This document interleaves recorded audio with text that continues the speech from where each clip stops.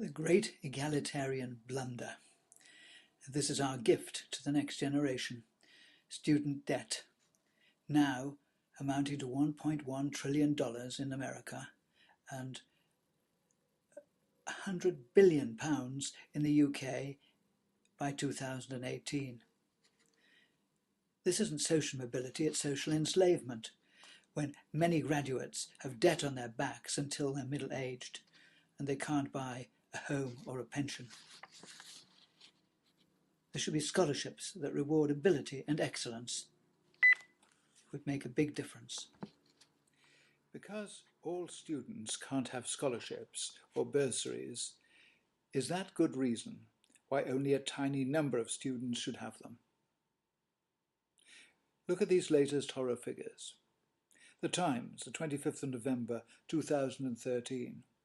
PricewaterhouseCoopers has calculated that students who started university last year will graduate with an average debt of £40,000 to £50,000, about a third more than in 2012 and 20 times more than in the early 1990s. PricewaterhouseCoopers research showed that students borrowed £7.3 billion this year, accounting for the vast majority of the £8.5 billion increase in UK non-mortgage household debt.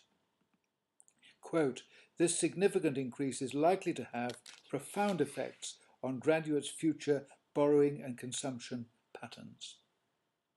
Simon Westcott, a director of PricewaterhouseCoopers Financial Services, said, quote, "With house prices continuing to rise ahead of earnings and their debt levels increasing, new graduates are likely to find it more difficult to get onto the property ladder."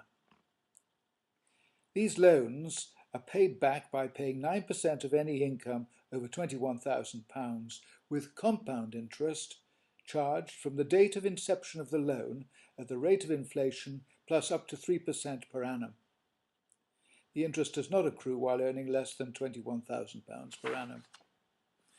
Recently, £890 million of loans have been sold off to a debt collecting company for £160 million. The taxpayer has lost £730 million and defaulting students are fed to the wolves. I don't envy them the consequences.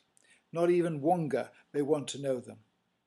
Of the latest tranche of 250,000 loans sold, 46% of borrowers are earning below the repayment threshold, 40% are not repaying in accordance with the terms and conditions of their loans, and 14% are repaying.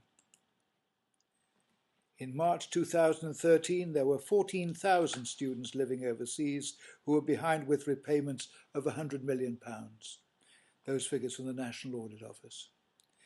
You are growing the iceberg for the Titanic, and this is the tip of it. State scholarships would involve selection and go against the principle of equality, but they would help the disadvantaged, encourage social mobility, provide an incentive to study, and help to keep the best brains in the UK. If you're going to spread seed corn around, shouldn't you make sure that at least some of it lands on fertile soil? The Times, the 6th of December 2013, sadly if predictably, it looks as though Vince Cable, the business secretary, does not agree. Announcing the end of the university cap and up to 60,000 more students, he said, quote, "We want as many people as possible to have the chance to go to university regardless of their backgrounds." Well, it's Northern Rock all over again.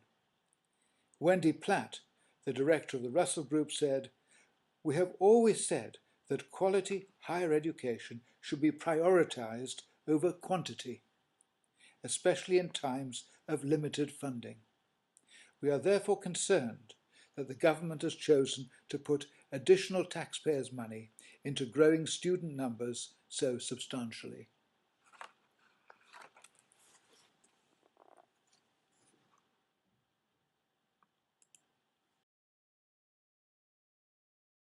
Sin a little and promote inequality.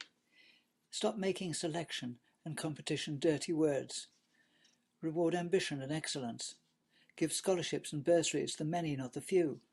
think the unthinkable. Death of a Nightingale is new thinking for a new century. You can order it from CreateSpace or Amazon. It's a must-read for all students of politics.